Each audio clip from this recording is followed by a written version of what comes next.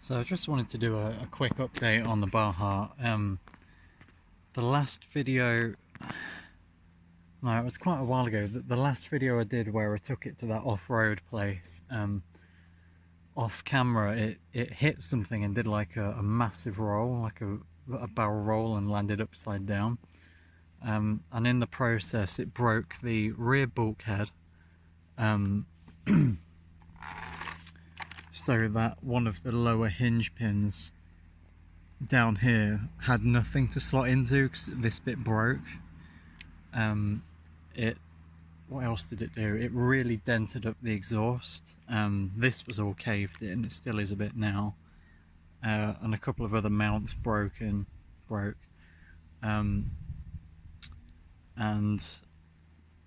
when I tried to repair it all and strip it down, a lot of the clutch carrier bolts were seized in place. So it ended up costing about £60 to repair it all, which isn't that bad really. I also bought a new like under tray, like metal rear chassis. Let me just put the phone down for a second, I'll see if I can show you.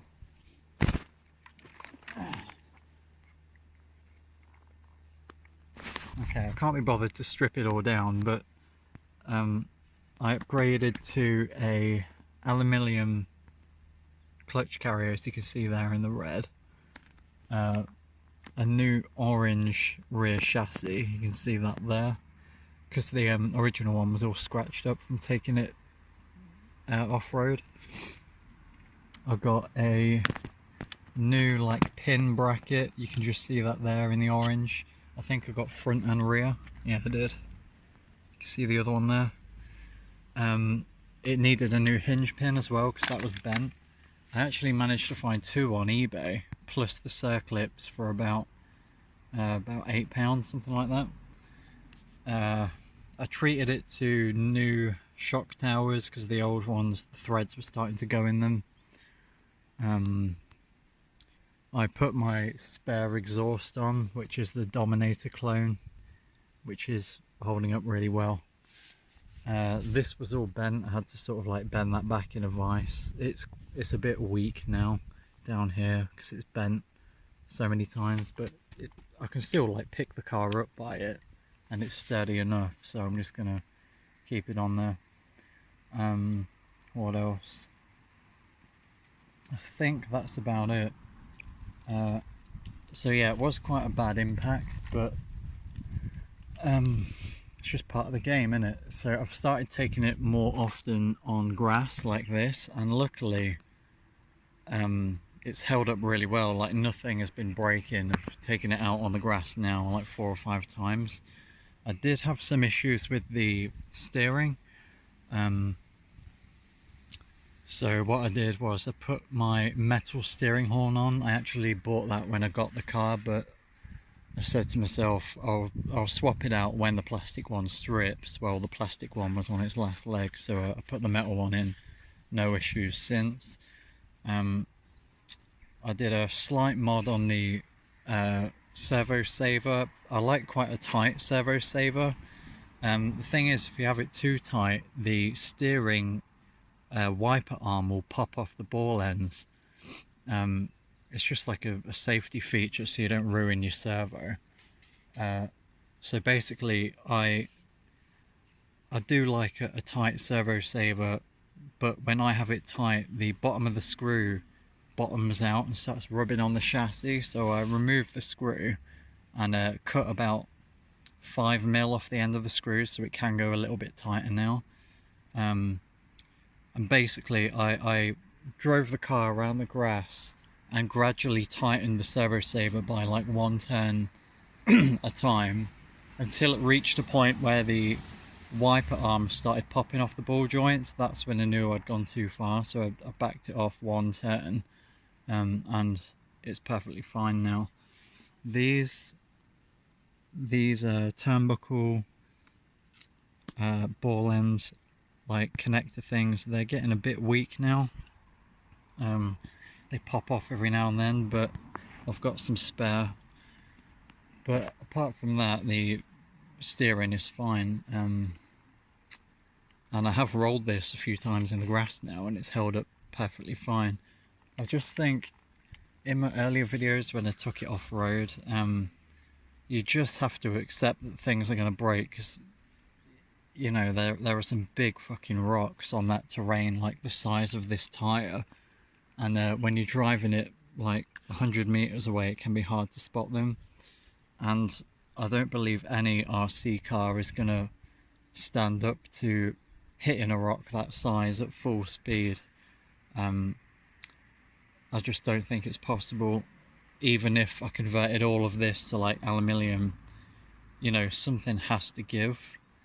At least with plastic or nylon, it breaks and saves other parts from breaking as well. So the thing is, it's the only really good off-road area near me that I've been able to find. Ideally, I'd want something like a sand quarry, or like a massive BMX track which doesn't have those big rocks and stuff around there. But you know, I'll have to look on like Google Maps, see if I can find other places. But I'm going back to uni soon, so this will be in storage, and I might take it out in like December time, but I don't really know yet. So yeah, I have no real complaints with it. Like I said, if you run it on terrain like this, as you've seen in my other videos, it runs absolutely fine. In fact, it's arguably more fun because you can get the power down and keep it under control. Couple of mods, I don't know if I've talked about already. I think I did actually. Cut the nylon roll cage, slip these aluminium bits on, drill a couple of holes, so now I've got a quick release roll cage. As far as engine goes, touch wood, it's held up really well. Spark plug, every time I take it off to have a look, is perfect. It's the perfect colour. Never had to replace the spark plug. I've converted a lot of bolts to stainless steel because the stock Rovan ones are made of cheese, like they're just really bad. And I also got stainless steel lock nuts. You can get them on eBay really cheap, and it's just something I would fully recommend. The clutch carrier bolts, I originally put anti-seize on them, blue Loctite, and that's why I couldn't get them out. So instead I've put a bit of copper slip in on the threads and then just done them up really tight, so they're not going to be seizing anymore. Brakes, never had to adjust them. The stock spur gear is still in there, no shredded teeth or anything like that. Same with the pinion gear, that's all stock, which I'm quite surprised because I heard a lot of stories about people stripping these, but I think that's mainly when you take a big jump and you either go full brake or full throttle.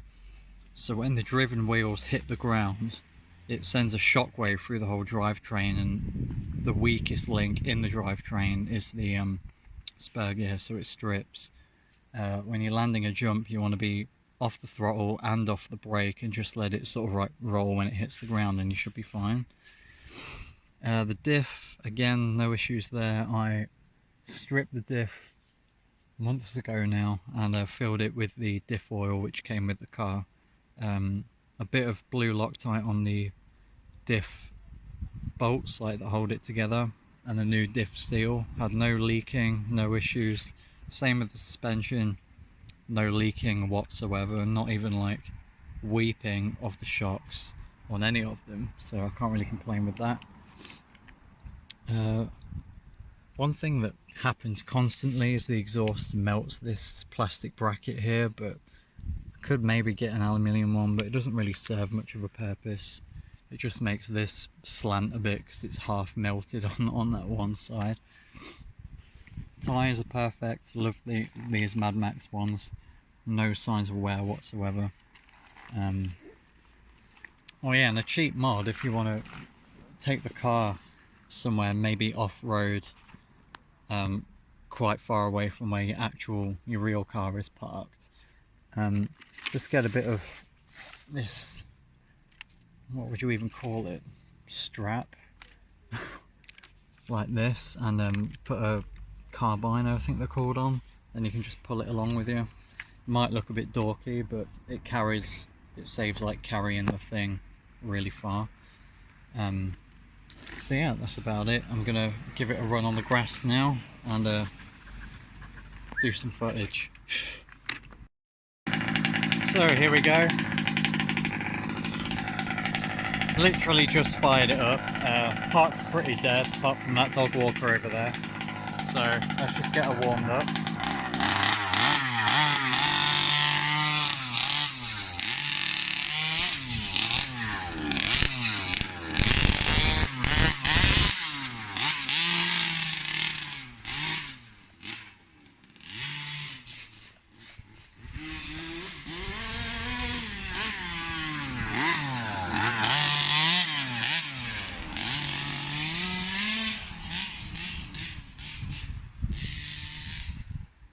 Hopefully you can see that.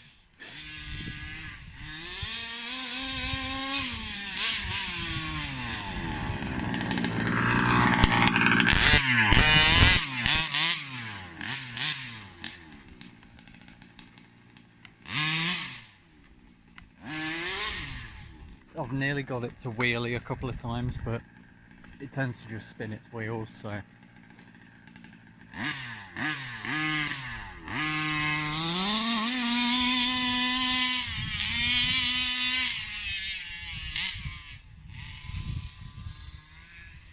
Let's give it a full throttle.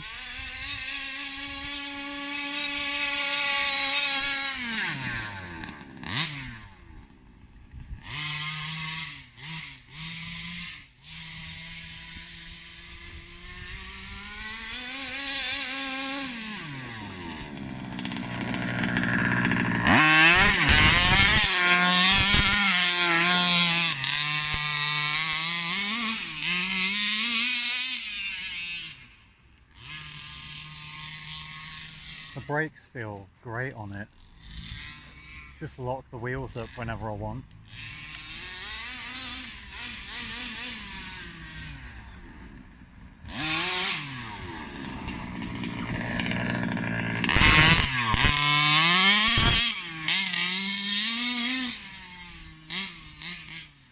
For anyone new to the channel, it's a 36cc Rovan AS1.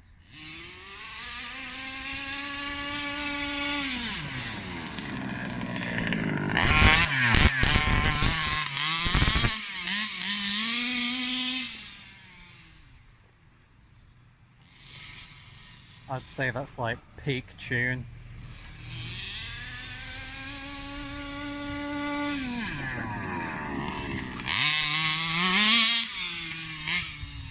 I could get more speed out of it if I changed the gearing, but I prefer the acceleration, to be honest.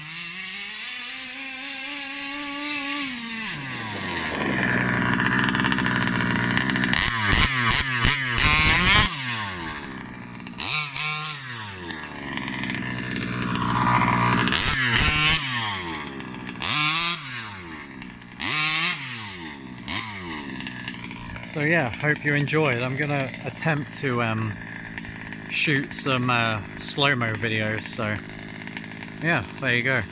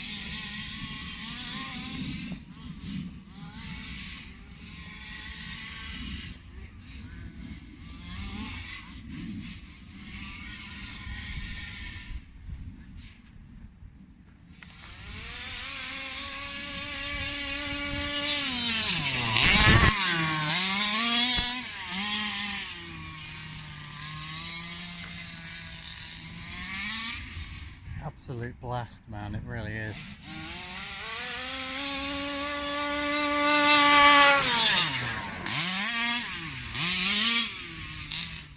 Turning circle is like worse than the Titanic, but you can't really expect much else.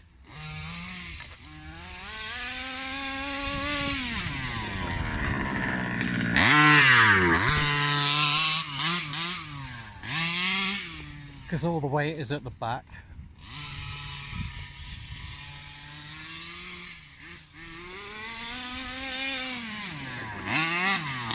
I tend to steer by braking hard to load up the front tyres and then start the turn, and then use the throttle to like swing the back end in the direction I want to go.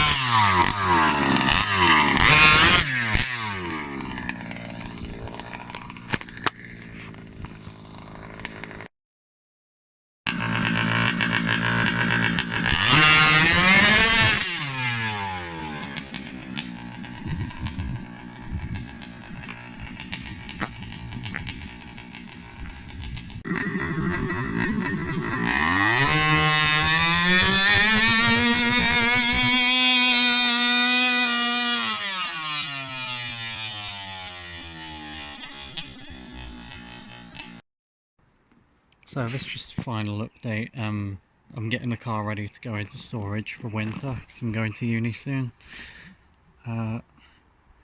So basically I'm just going around cleaning it, mainly using this stuff, silicone spray, WD, and this is really good on the battery connection where you plug it in to charge, just keeps it working properly.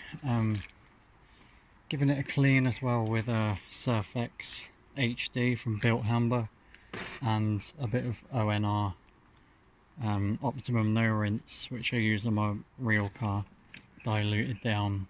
I can't remember the ratio.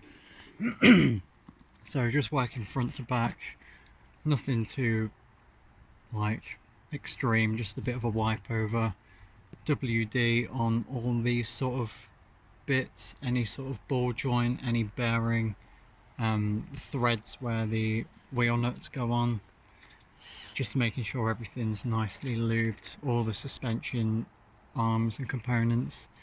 A minor bit of damage I did find was a rock or something had hit this and it got sort of stuck inside, so I pulled the old bolt out, replaced it with a stainless steel one and put a little washer there so it can't force its way through the plastic. So I'll stop the video here and then show you the end when it's all cleaned. Just working front to back, just taking the engine cover off. Gonna clean all this area and that'll be it.